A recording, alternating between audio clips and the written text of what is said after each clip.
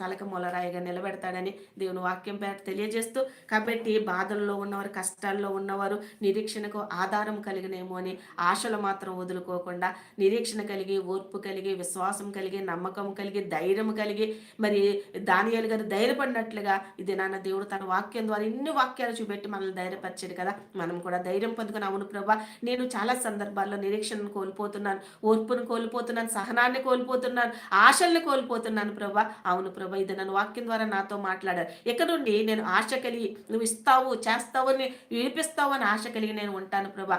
అంతేకాకుండా ఓర్చుకుంటాను ప్రభా. ఓర్పుతో నిరీక్షణగా నువ్వు ఇచ్చే కార్యాల కోసం, నువ్వు చేసే కార్యాల కోసం, నువ్వు ఇచ్చే బహుమతుల కోసం నేను ఎదురు చూస్తాను ప్రభా. ఇక నుండి నేను ఒంటరితనంగా, మౌనంగా నేను స్తుతిస్తాను.